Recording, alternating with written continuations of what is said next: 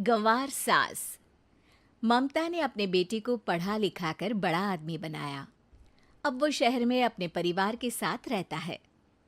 एक दिन ममता का बेटा रोहन अपनी पत्नी आलिया से कहता है, अरे आलिया, सुनो, माँ अब से गांव में नहीं रहेगी।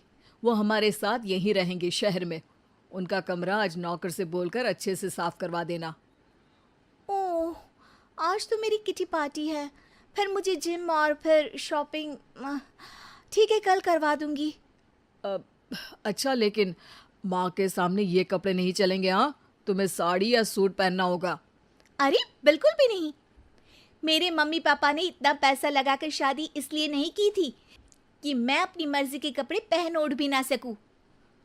अरे चलो, गुस्सा मत हो, लेकिन कुछ दिन तो माँ की खुशी के लिए कर सकती हो ना। लेकिन आलिया मानती नहीं।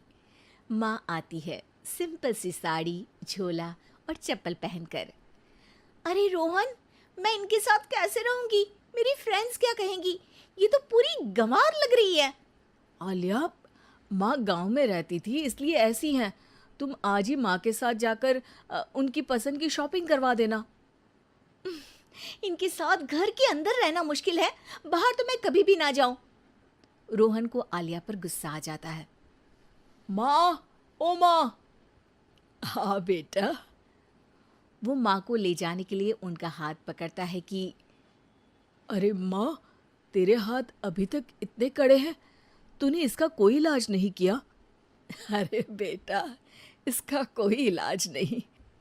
वैसे भी मुझे कोई शर्म नहीं कि मेरे हाथ मुलायम नहीं है, क्योंकि इन्हीं हाथों से मेहनत कर मैंने तुझे बनाया है बेटा। अगले दिन। माँ, मैं ऑफिस जा रहा हूँ। कुछ लाना हो तो आलिया को बोलकर फ़ोन करवा देना। रोहन के जाने के बाद, आप ना आज कमरे में ही रहिएगा, घर में पार्टी है, मेरी सहेलियां आ रही हैं, मैं उन लोगों के सामने आपको नहीं ला सकती हूँ।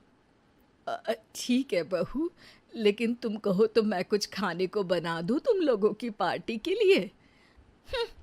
वो लोग सिर्फ कॉन्टिनेंटल या थाई फूड ही खाते हैं। कोई बात नहीं, कभी इंडियन खिलाने वाला कोई मिला नहीं होगा ना। मैं बनाकर कमरे में चली जाऊंगी। जैसे आपकी मर्जी। आलिया के घर उसकी दोस्त आती हैं, पार्टी होती है।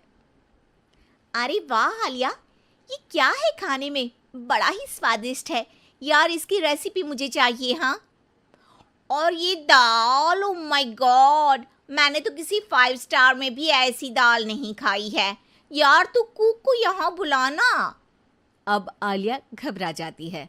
हाँ हाँ हाँ हाँ, क्यों नहीं, माँ जी ज़रा बाहर आइए। आलिया की सास सिंपल सी साड़ी और गांव के अंदाज में आती है। अरे बहू, क्या हुआ? खाना पसंद नहीं आया क्या? बहू? अरे ये गांव से दिखने वाली औरत तुम्हें बहू क्यों बोल रही है? कौन है ये? वो हमारी नई नौकरानी है। सास बहू की बात सुनकर बहुत दुखी हो जाती है। वो सर झुकाकर जा ही रही होती है कि एक सहेली बोल पड़ती है। अरे कहाँ जा रही हैं माँ जी? वो उठकर उनके पैर छूती है। जीती रहो बेटा। क्या है ना, आपकी शक्ल बिल्कुल मेरी माँ जैसी है।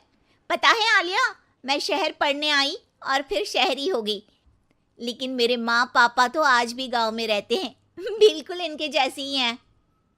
आप यहाँ बैठिए ना आंटी, आप सच में बड़ी खूबसूरत है और आपके हाथ का खाना तो लाजवाब है।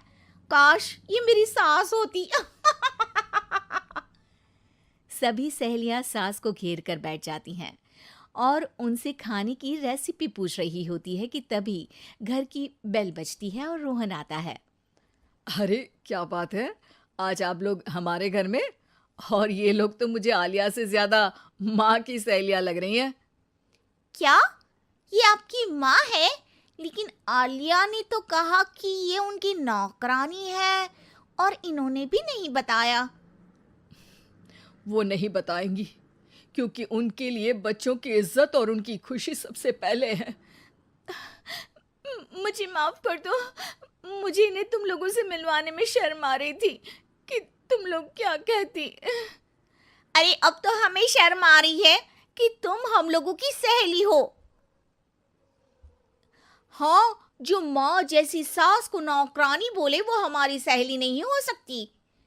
ये बोलकर सभी वहां से जाने लगती है कि सास बोलती है, आलिया की तरफ से मैं तुम लोगों से माफ़ी मांगती हूँ। उसने जो कहा उसके लिए मैं उसे माफ़ करती हूँ। अब तुम लोग भी उसे माफ़ कर दो, क्योंकि अगर तुम लोगों ने उससे दोस्ती तोड़ी तो फिर मेरे हाथ का खाना कैसे खाओगी? नहीं नहीं आंटी, जरूर आएंगे, लेकिन अब आलिया की नहीं बल्कि आपकी सहेली बनकर।